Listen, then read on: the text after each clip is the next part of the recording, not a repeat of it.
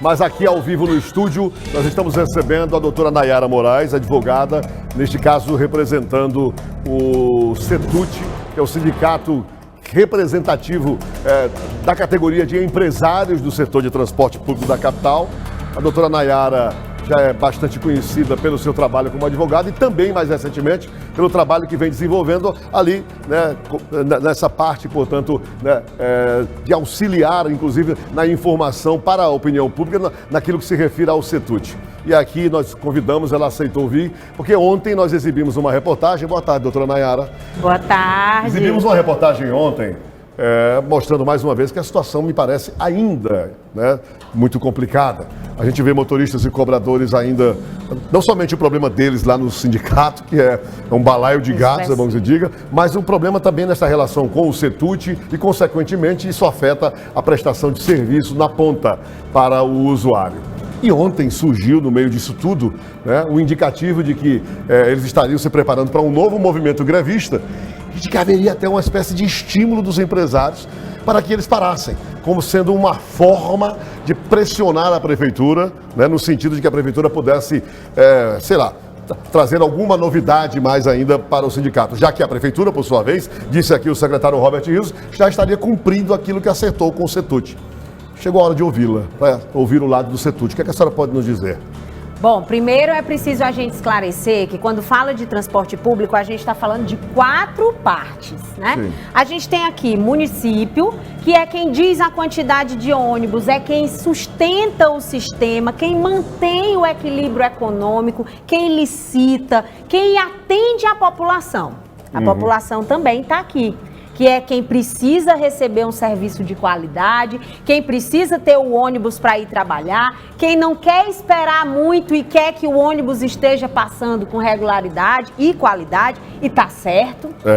E temos 2 partes aqui muito importantes, que são os empresários e os trabalhadores. E aí as notícias voltam a caminhar exatamente porque os trabalhadores, é início de ano, precisam discutir questões trabalhistas. E o CETUT entende que isso deve acontecer, que é importante, está aberto para negociações, quer entender melhor o que se quer de direitos, mas infelizmente é preciso compreender que a situação do transporte público ela não melhora por si só, considerando só o interesse do empresário.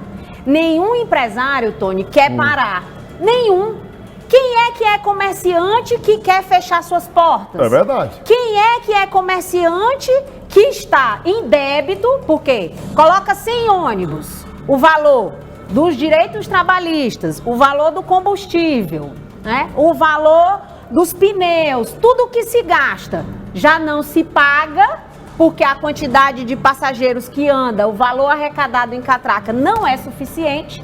Mas o empresário mesmo assim continua apostando, continua colocando ônibus para circular e aguardando que a situação A senhora está melhore. dizendo que os empresários estão em prejuízo da forma em que o sistema está funcionando? É isso? Com certeza. Olha só, quando foi Isso no sentido literal da palavra. Com certeza. O sistema não se paga. Olha só, quando foi feita essa licitação, havia uma previsão lá em 2014 que 7 milhões de pessoas andariam por mês no transporte coletivo. Certo. Vocês sabem quanto de pessoas andam hoje? Sim. 1,5 milhão. E é porque voltou.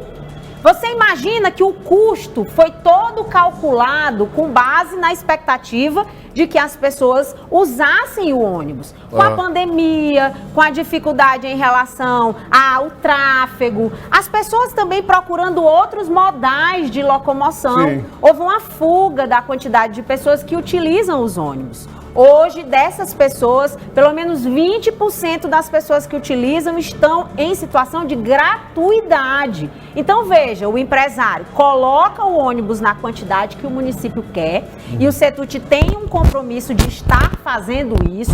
Hoje tem uma ordem de serviço com mais de 180 veículos que, claro, considerando essa quantidade de pessoas, a quantidade atende, mas ainda é necessário que o município desembolse. A senhora está me dizendo que 180 ônibus hoje circulam, para usar uma palavra mais... E que 1,5 milhão de pessoas não pagam.